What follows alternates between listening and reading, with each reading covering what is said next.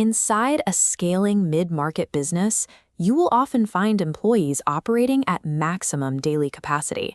The staff is running constantly, yet total organizational growth remains completely flat.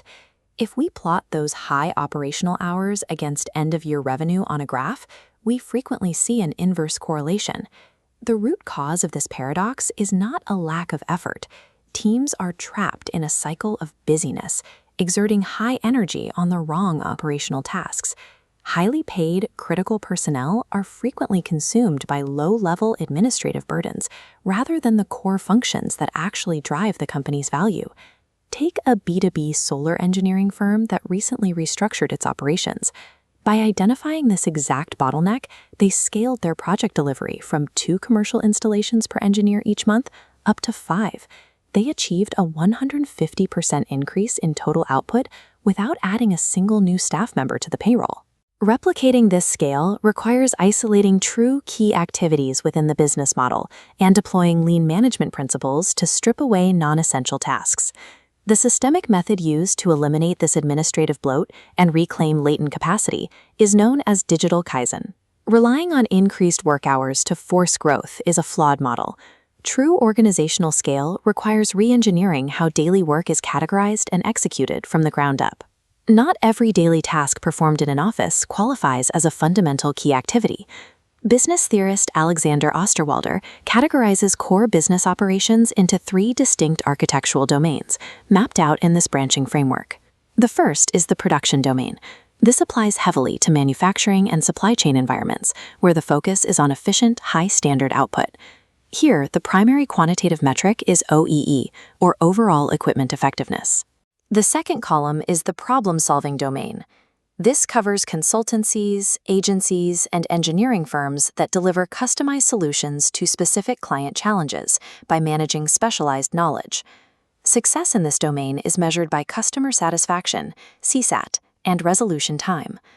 The third is the platform or network domain. This includes software as a service providers and digital matchmakers that generate revenue by maintaining an intermediary system. Their operational health relies entirely on system uptime and daily active users. An organization cannot optimize its operations or measure its success until it correctly identifies which of these 3 domains actually drives its specific value proposition. Once the operational domain is identified, individual daily tasks must be triaged using lean management principles. This bar represents a standard 8-hour workday.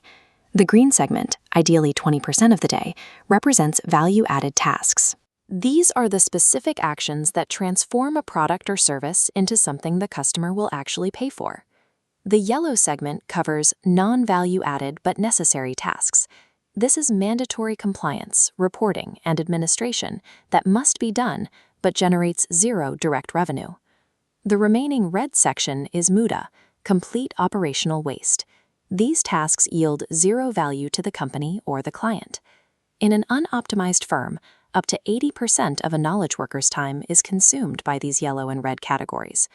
MUDA includes time spent searching for disorganized files, attending aimless meetings, or waiting hours for cross-departmental approval. The necessary but non-value-added tasks include manual data entry into Excel, routing internal requisition forms, or standardizing client quotes. Hiring more employees simply to process these yellow and red tasks scales the firm's inefficiency, eroding profit margins. We can see this mechanic clearly in the B2B solar engineering firm, which operates squarely within the problem-solving domain. Their key resources were high-cost engineers. Their true key activities were precise system design and on-site project management. Yet their baseline output was heavily constrained. Each engineer could physically manage only 2 project sites per month. To diagnose the blockage, we chart the engineer's exact workflow using this before value stream map. The first administrative bottleneck was the manual drafting of client quotes across Word and Excel. The second bottleneck was procurement. Engineers had to physically call the purchasing department to check live solar panel stock. Aggregating these required administrative tasks revealed a daily capacity loss of 40%. The engineers were failing to scale, not due to technical incompetence, but because the operational system forced them to act as administrators. The executive team made the decision to freeze all new hiring and systematically automate the entire non-value added layer. Looking at the after value stream map, we see the manual tasks replaced by an ERP system connected to low-code automation workflows. The new digital process triggers instantly the moment an engineer inputs the roof dimensions into the system. The automation workflow automatically queries the ERP for live inventory and calculates project pricing without any human intervention. The final automated output is a generated PDF proposal, emailed directly to the client. The time spent on manual administration dropped to 0.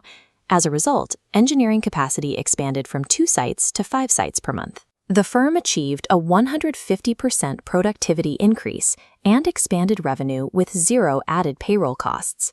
Digital Kaizen is the mechanism that converts NVA end time back into value-added time, enabling the firm to multiply its output without increasing its headcount.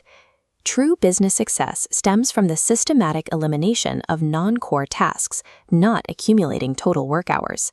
To diagnose internal capacity, executives use this 5-point operational audit. First, evaluate whether daily staff activities actually align with the company's promised value proposition. Second, identify if top-tier talent and high-cost resources are currently trapped executing automatable work. Third, audit the organization for standard operating procedures to ensure workflows are consistent and measurable. Fourth, verify the organization is tracking the correct quantitative KPIs associated with its specific operational domain. Finally, assess whether non-core administrative tasks should be entirely outsourced to specialized external providers. Ultimately, an organization's primary and most critical directive is to ruthlessly defend the operational time of its key resources. While internal optimization solves immediate capacity constraints, it is insufficient to sustain nonlinear growth or dominate a market segment on its own. To achieve scale without absorbing absolute financial risk, organizations use the strategic mechanism located right next door on the canvas: key partnerships. Next time, we will analyze exactly how global organizations leverage those external partnerships to drastically multiply their internal capabilities.